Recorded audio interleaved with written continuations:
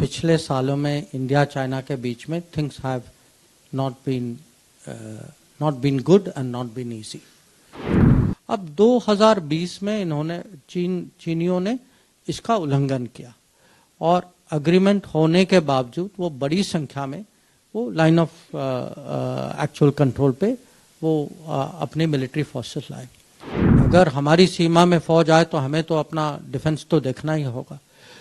जब तक आप बॉर्डर में इसका कुछ सोल्यूशन नहीं निकालेंगे और अगर ये आमने सामने फोर्सेस ऐसे ही रहेंगे और उस तनाव रहेगा तो आपको ये अपेक्षा नहीं रखनी चाहिए कि बाकी रिश्ते जो हैं वो माने नॉर्मल तरीके से चलेंगे।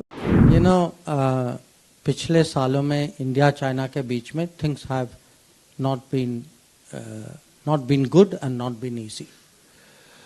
एंड इसका कारण, मुख्य कारण ये है कि हमारे बीच में कुछ अग्रीमेंट्स थी, सालों से थी, और ये लिखित माने ये कोई ऐसा कोई समझौता जो था माने कोई इनफॉर्मल नहीं था, बहुत स्पष्ट था। और ये था कि हमें अगर अपने बॉर्डर में पीस और ट्रैंक्विल, एक तो जब तक पड़ोसी हो आपस में, जब तक सीमा में पीस और ट्रैंक्विलिटी ना हो तो जो रिश्ते जो हैं आगे बढ़ने की संभावना नहीं है।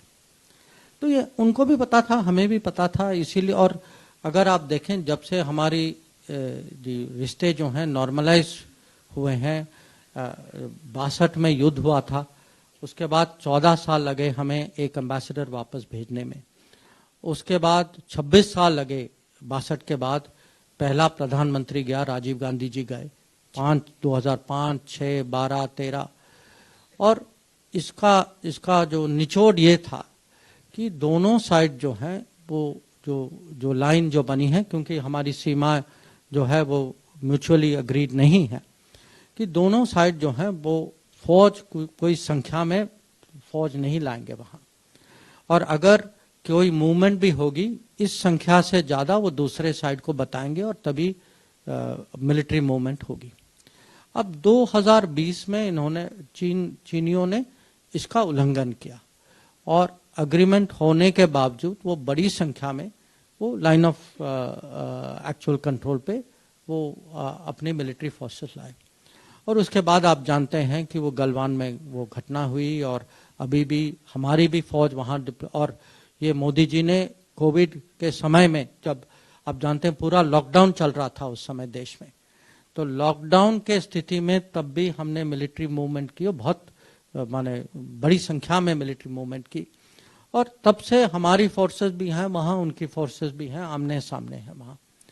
तो हम तो चाहते हैं, ये तो हमने तो किया नहीं है, पर अगर हमारी सीमा में फौज आए तो हमें तो अपना डिफेंस तो देखना ही होगा। तो हमारी जो अप्रोच है उनको, और ये मैंने खुद मेरे जो काउंटर पार्ट हैं उनको समझाया है कि जब तक आप बॉर्डर में इसका कुछ सोल्यूशन नहीं निकालेंगे और अगर ये आमने सामने फोर्सेस ऐसे ही रहेंगे और उस तनाव रहेगा तो आपको ये अपेक्षा नहीं रखनी चाहिए कि बाकी रिश्ते जो हैं वो माने नॉर्मल तरीके से चलेंगे, वो असंभव है। तो ये नहीं है कि आप यहाँ झगड़ा करो और वहाँ बिजनेस करो, ये माने इसको आप ऐसा लाइन नहीं कर सकते। तो आगे देखना होगा, अब डिप्लोमेसी जारी है, तो कभी कभी जो ऐसी मुश्किल स्थिति जो है वो एक जल्दीबाजी में इसका उपाय नहीं निकलता, तो हम लगे हुए हैं।